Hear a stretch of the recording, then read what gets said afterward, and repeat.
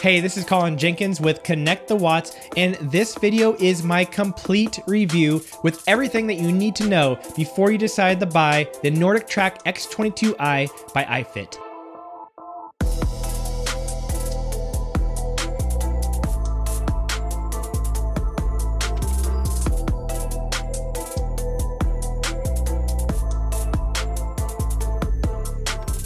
Is this treadmill the perfect fit for your home gym? Let's find out.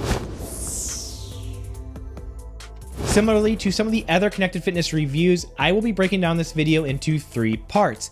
First, I'm going to share my thoughts on the X22i hardware. How well is it built? How it feels to run on? Which part of the physical design works or does not work well? And all of my thoughts on the tech that is included with the treadmill. This part of the review will always stay relevant as long as Nordictrack doesn't come out with a new version of the X22i. The second part of the review will focus on the software that is included, the current state of the iFIT membership, which class options are available, my thoughts on the instructors, pre-built programs, and other important features that iFIT includes with the X22i. This portion of the review may become outdated over time as iFIT continues to improve upon their platform, which is why if you are watching this video, it is important that you check out the description below, as that is where I will post all of the updates to any big changes that I feel are relevant enough that you'll want to know about it for a review. The third part of the video will cover my overall thoughts on the Nordictrack X22i. Is it worth the cost? Who would this treadmill be great for? And who may want to potentially look at other options? So let's begin by looking at the design of the X22i. We commonly refer to the X22i in our household as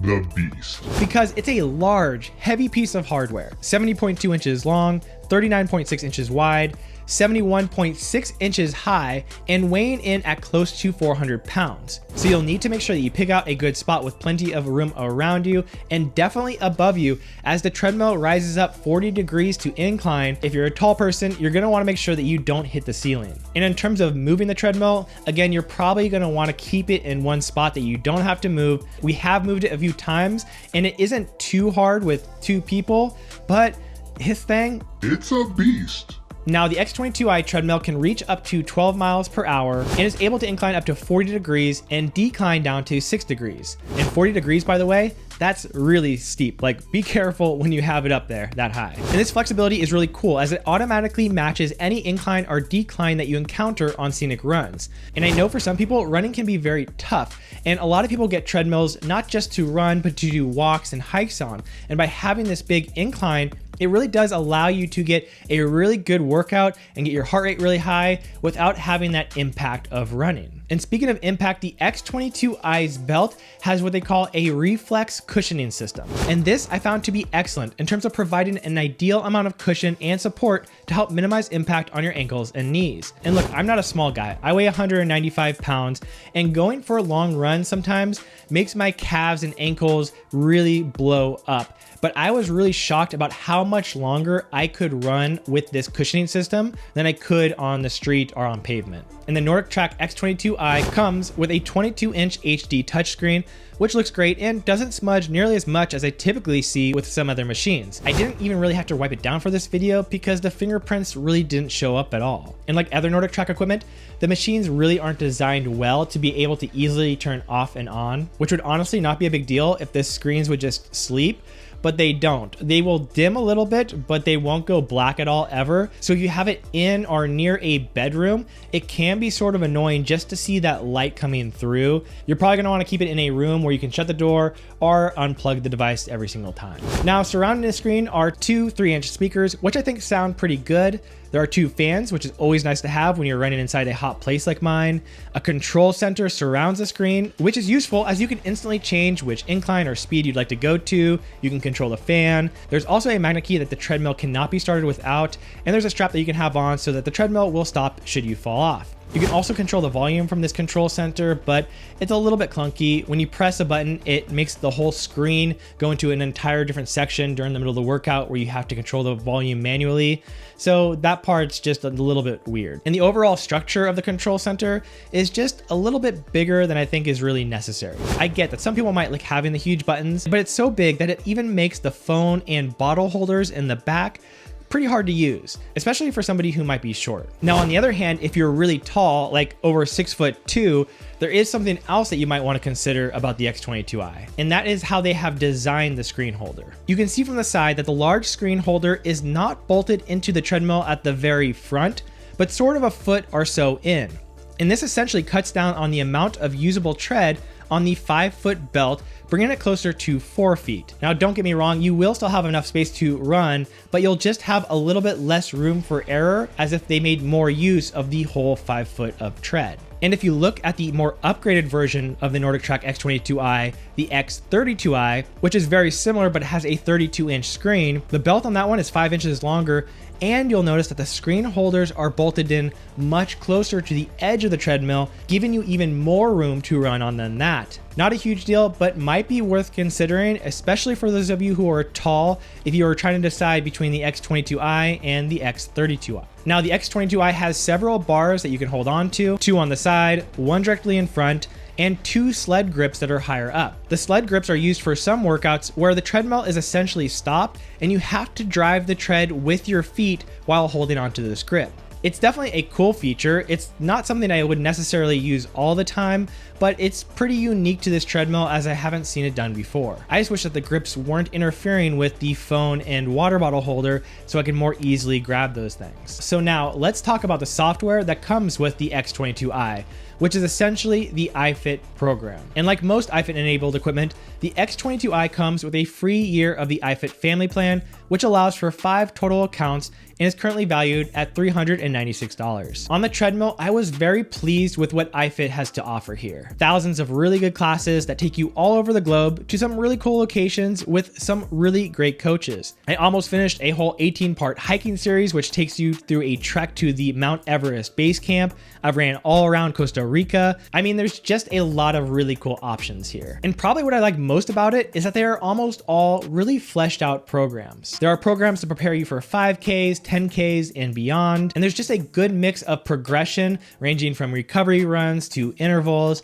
and everything that you could think of that would make a good, complete running program. It's well thought out, and I like how it's all set up for you. And the scenic runs, which is the majority of what iFIT offers, are top notch and easily the best of any other platform I've ever seen. iFIT also offers more studio based and live classes, but honestly, compared to the scenic rides, they just aren't as good. Now, my favorite features, hands down, of the X22i are 2 of the newest features to this treadmill, and that is the active pulse and the smart adjust features. See, when you're taking a class, the treadmill will either speed up or speed down or go more inclined or decline based on what the coach wants and what the terrain is showing you. This is great, but it could be problematic if you are a better runner or a worse runner than what the class was designed for. But with Smart Adjust on, you can adjust the difficulty as you take the class until you find the perfect spot. And iFIT will remember this and automatically adjust all of your future workouts as it learns more about what are the best settings for you. And then there's Active Pulse. Active Pulse uses your heart rate data to increase or decrease the difficulty of each portion of the class. So if a portion of the workout is designed for a set heart rate zone, it'll see how your heart rate is trending and adjust it accordingly to make sure that you stay in the correct heart rate zone. Now, both of these features work exceptionally well. Now, if you have both of the features on at the same time, I do believe Active Pulse takes over. So if you want to start using Smart Adjust, you probably should turn the Active Pulse off. Personally, I like using the Smart Adjust more on interval type workouts, as I feel like it adjusts more accordingly to what I want to get out of it. Whereas the Active Pulse has a harder time adjusting it on these shorter intervals, just because I'll start running and my heart rate will be low because it takes a little bit for your heart rate to speed up. So it'll jack up the speed on these shorter intervals. And then all of a sudden I'm running too fast and my heart rate spikes, and then it lowers it down too much. So I really like to keep the Active Pulse for more of the longer steady state recovery runs. And in those cases, it works better because it keeps me in the exact zone that I want to just maintain for a longer time. I'm just very grateful that they give you the options to have both, because they both have their place and they're both super useful, and it allows you to kind of pick out which ones make best sense for you and which makes sense for the workout. The personal stats on iFIT still isn't that great, You can definitely see your stats after a workout, or if you go into your schedule, you can click on a previous class and see what you did, but nothing's really collected well together. There's no digital collection of badges or rewards that you can earn. Now they do have physical rewards that you can earn, and you can earn magnets by completing challenges each month, but I just wish that you'd be able to visually see all of your statistics a little bit easier. They do have a website you can go to view all this, but again, it's just not designed that great or in a way that's very easy to use. I have heard that they are working on improving your own personal statistics tracking, but until it's done, I would say this is probably my least favorite part of the iFIT program. And the iFIT membership includes the whole membership. So you also get access to the app, which you can use on your phone or your TV, and you can access all of the workouts. So they have strength and yoga and all sorts of other training that you can follow along to off of the treadmill. So now let's just talk about my overall thoughts on the Nordictrack X22i. Is the combination of the hardware and iFIT software worth the cost? And if so, who would this treadmill be the best fit for? So I think without a doubt, this is a great treadmill, and there's a lot to like here for almost everybody. From the cushioning on the belt, the huge incline range so those that aren't runners can have a tough hike and still get a great workout, to the huge amounts of classes and programs and really cool features like Active Pulse and Smart Adjust that make it easy to adjust the workouts to perfectly fit what you want to get out of them. The only concerns that I think anybody needs to think about before purchasing the X22i is just considering the size of it. Like, just make sure that you know the size and dimensions of it so that you can prepare and make sure that you have enough space, again, both around you and above you. And also, if you are a taller person,